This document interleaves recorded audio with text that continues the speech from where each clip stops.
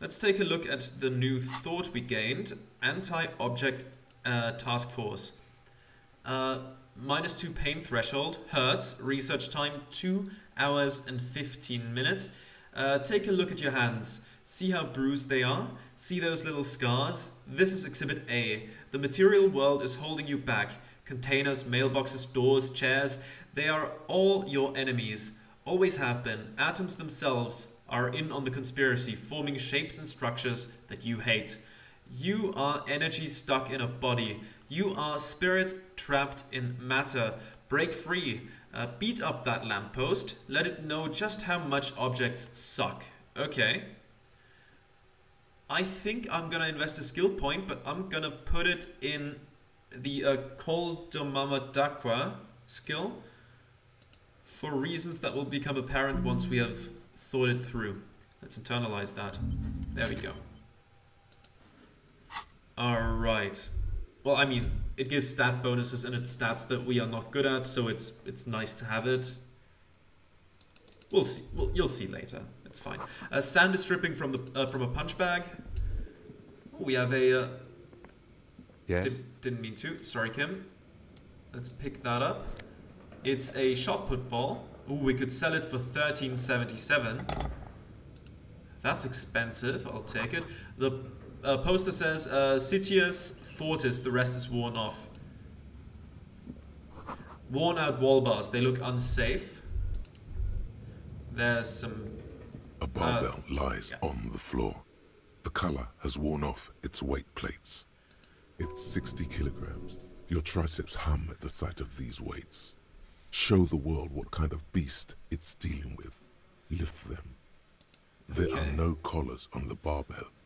This is a safety hazard. Why does it feel so familiar?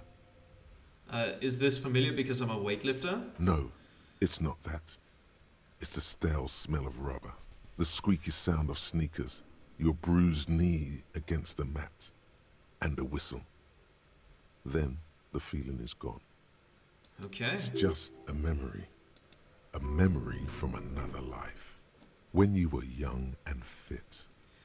Look, Kim, it's a trap. There are no collars on the barbell. You're right. The weight may fall off. Better not touch it then.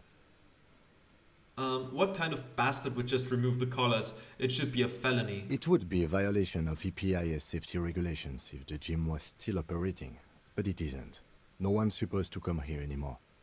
Physical instrument, +1 for noticed collars, -1 for head hurts, +1 for high performance weightlifting gloves, +1 coached by physical instrument. With our base of 7, that's a pretty good shot for a legendary 14 skill check. So let's try it. That didn't work.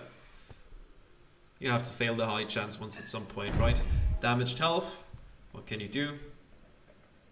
You managed to hoist it off the ground, but the barbell feels wobbly and dangerous.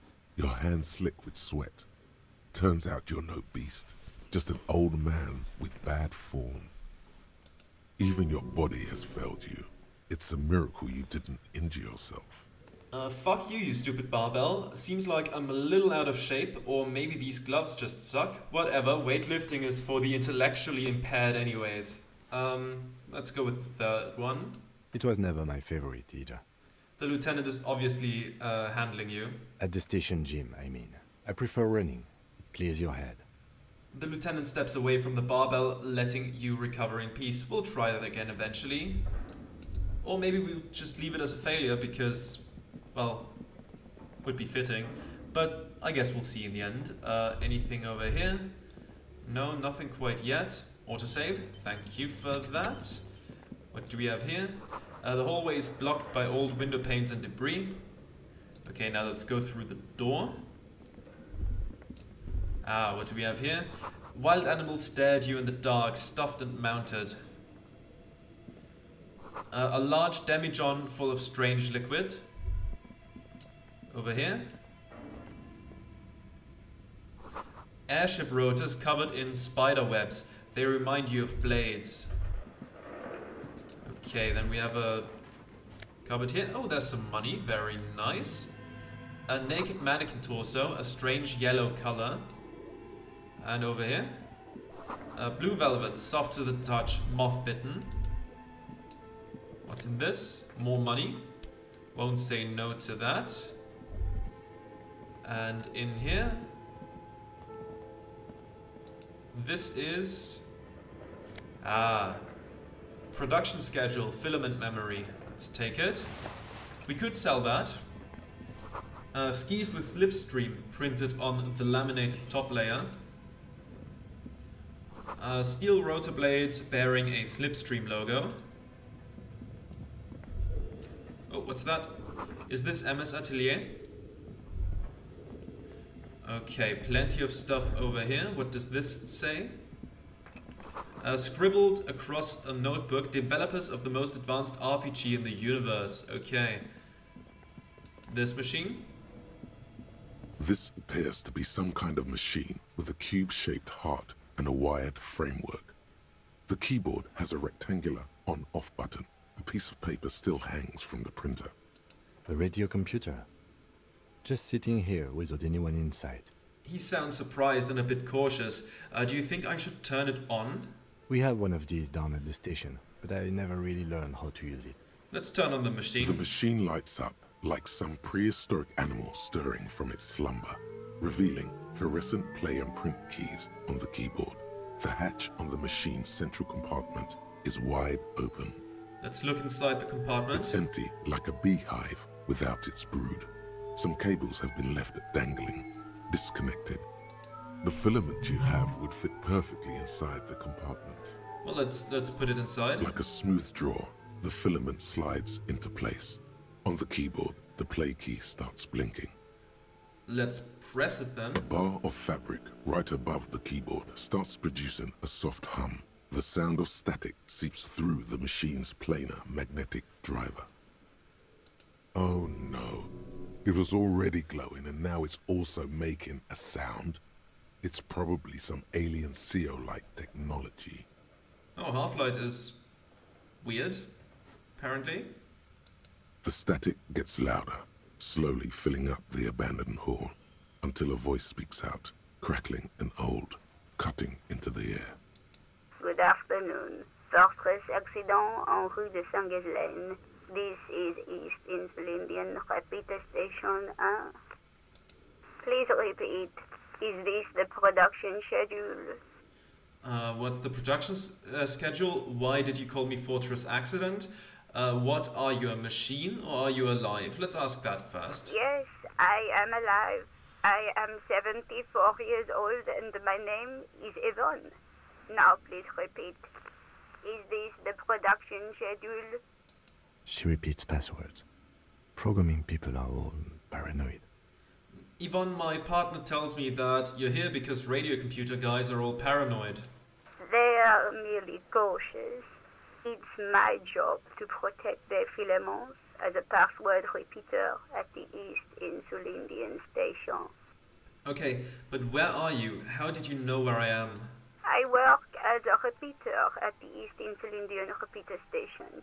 It's my job to know where you are, Fortress Accident. As for me, well, I am sitting in my cubicle, surrounded by a wall of radios. On an island on the river Esperance, a small woman, all skin and bones, sits in a room filled with audio equipment. Thousands of tiny lights are reflected back from her prescription lenses, like stars in the dark. Doesn't it get lonely, sitting there all by herself? Doesn't it get lonely doing this job? Lonely? Why would it get lonely? I get to talk to people all day. That's why she does this. Now please tell me the reason for your call, Fortress Accident. Why did you call me Fortress Accident? Fortress Accident is the company on whose name the terminal you are currently using has been registered to. Do you have any other information about this company? One moment. You hear her flip through a catalog before she reads out with studious care. Fortress Accident SCA produces revolutionary interactive call-in radio games. That's what the catalog says. And what's that, this interactive call-in radio game? Any other questions? The static drowns her response. You hear her ask when the connection finally improves. What's the production schedule? The filament you have inserted into the reader. You mean that glowing thing I put inside? Yes. Is that the production schedule? Yes. Good. Please repeat the password. You should ask her for a hint. Password? I'm really bad at passwords. Can you give me a hint? No. This is the police. Please open this thing. I am contractually obliged to protect the privacy of the filament holder for stress accident. Without filing a warrant with Lintel, I cannot give you access to this filament. I'm afraid we are not doing that, unless we want to wait for a month. Now, can you please repeat the password? The voice in the machine asks again. She sounds cold in the damp air. Is it my birthday? Still no. I don't know the password. Received. I will register this login attempt. Half-Light being very paranoid about that happening? That sounds There we bad. go. A login attempt. Something a criminal would do. Of course it was Half-Light. You can always tell which kind of stat is gonna chime in based on the color, on the continue of course. So blue is an intellect stat. Don't worry. Passwords have a way of turning up sooner or later. So I knew it was physique one, and Lo was like, yeah, that's gonna be Half-Light. Half-Light is gonna get really freaked out by that. Fortress accident. Is there anything else I can do for you today? That's all for now. Thank you, and goodbye. The old lady's voice disappears along with the static. Tiles on the cube are still smoldering, casting the framework in a soft glow. Fluorescent play and print keys shine on the keyboard. Let's press print. Nothing happens. Then let's remove The it. filament slides out of its glowing nest. And let's leave. Okay, let's take a look at the first blackboard here. Your flashlight slides over an old green chalkboard covered in scribbles, sketches, and schemes like some ancient cave mural. Some of the writing has faded with age, but you can still make out sections here and there. Photos and drawings have been pinned to the board. Let's inspect the drawings first. These lithe, pointy-eared creatures appear to be different types of welkins. You make out autumnal candle welkins casting wax-based magic. Translucent welkins with organs shining under their skin. And even ether welkins hailing from the vast emptiness of sidereal space. Who are all those creatures? Fantasies of a tortured, feverish mind? One of the welkins, towering among the rest, appears to be different, however. Let's examine the welkin. This is important. It's Vara Hamira, a high welkin, his face white and scarred like cracked marble. This is clearly a welkin supremacist. The note says, all non-welkin races will be purged. The Haldor, the Twarg, the humans, and even headless men, all of them, purged.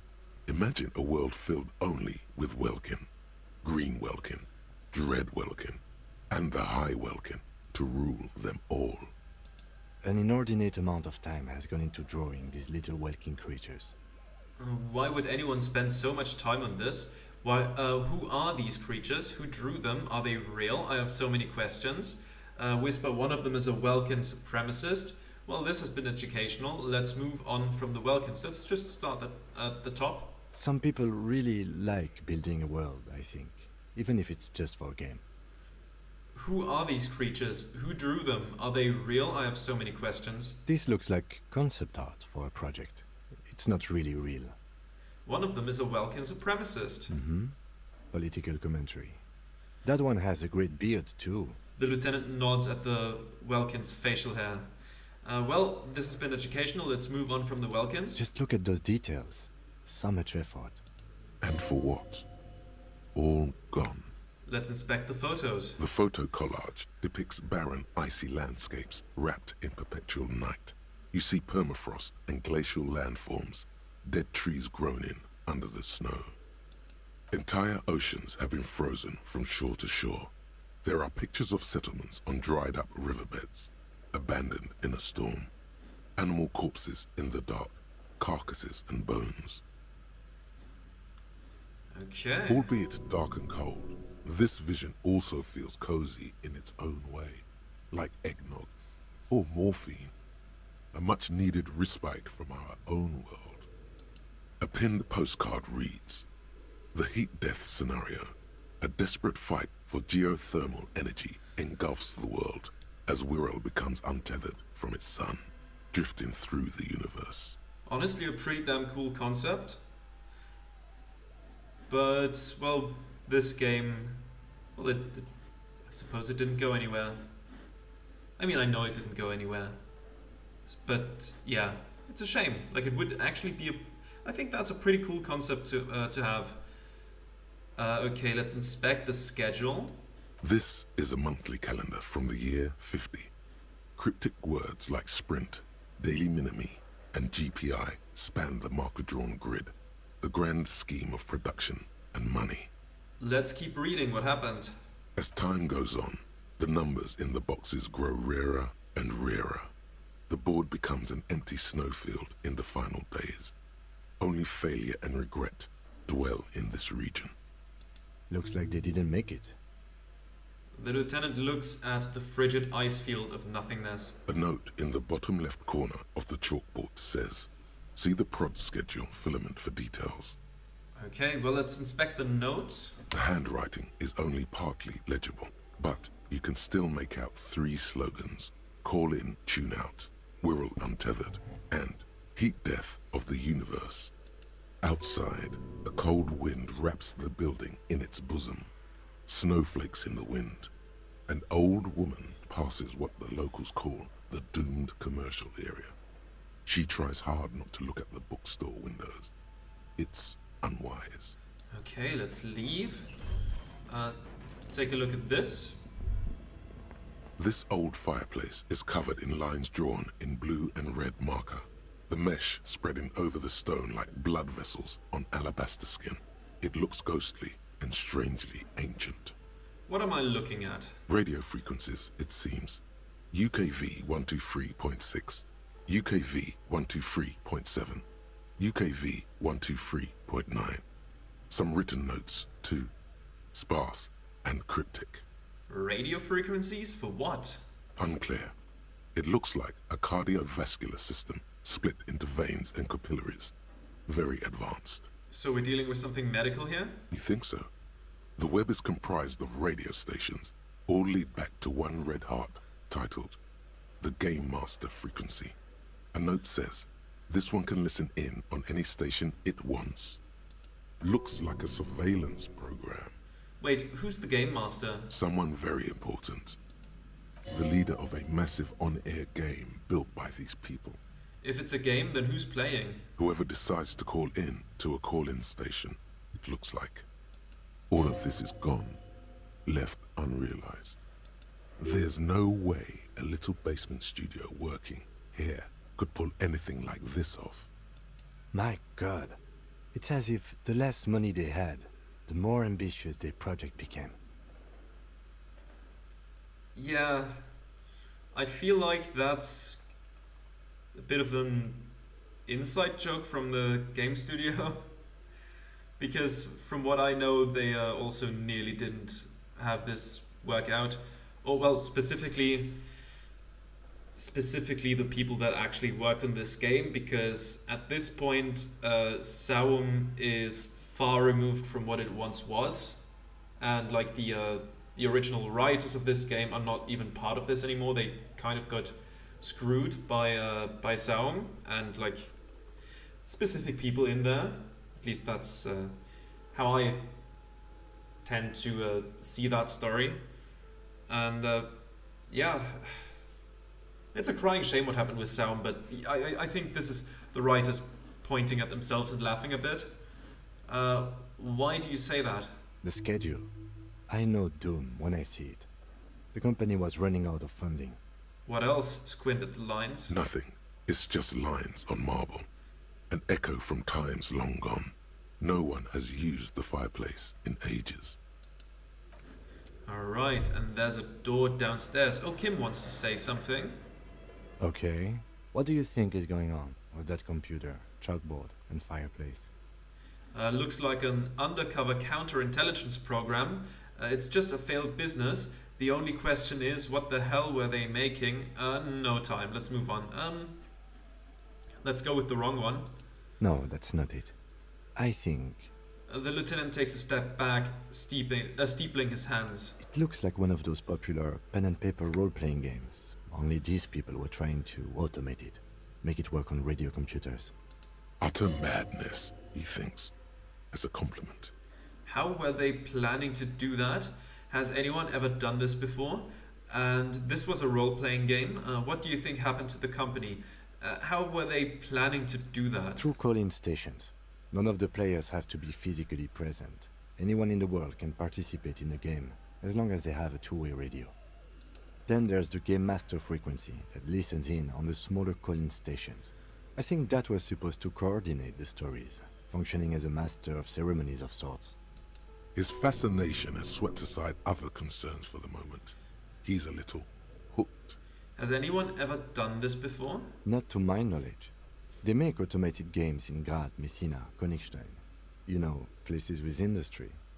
But I don't think anyone has attempted to create an interinsulary game before. We just don't have the technology. And this was a role-playing game? Indeed. Those Welkins are a dead giveaway. Role-playing people love that stuff. The world looks like a modified version of the WeWorld board game, with hit death thrown in. What do you think happened to the company? No idea. They stopped filling out the schedule on the chalkboard. Wow. Indeed, it's ambitious and untethered from reality, but... The lieutenant tilts his head, thinking, they were insane if they thought they could do this. It was just a play to cheat money out of their investors' pockets. The world is cold and lonely. This would keep it company. Let's finish it.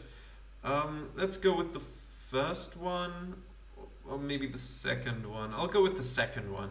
I don't think so. I think they genuinely believed. The lieutenant looks around the derelict room. The pipes howl and a rat crosses the floor. Okay, let's keep moving. Alright, I'll be right back.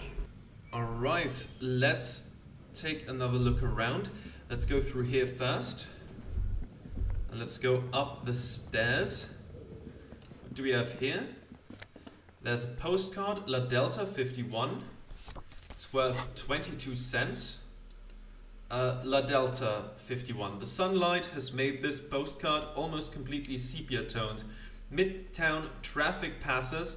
Overhead, the ghosts of skyscrapers disappear into a beige midday mist. Vapor rises from the delta on which the district was built. The postcard is prepaid. The production schedule, filament memory. The cube-like crisscross of filaments feels oddly fragile in your hand. Its intricate structure covered in dust. Silver tape on the side reads production schedule.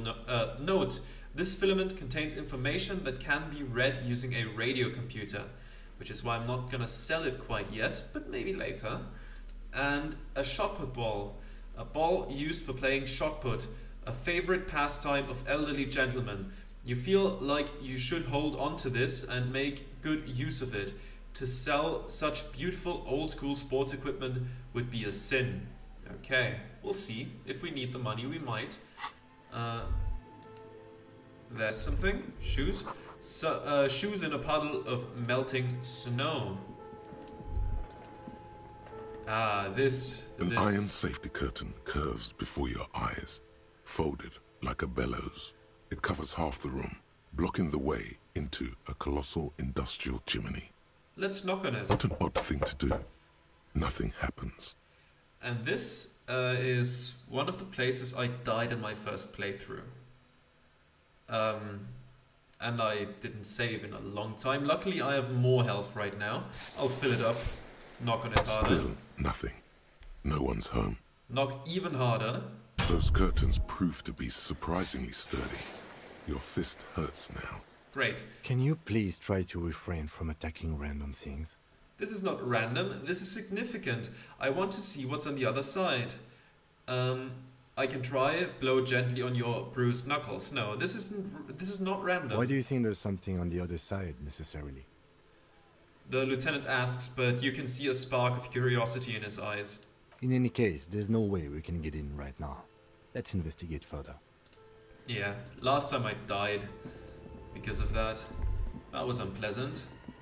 Okay, since I mentioned it, quick save. And let's go downstairs. There we go.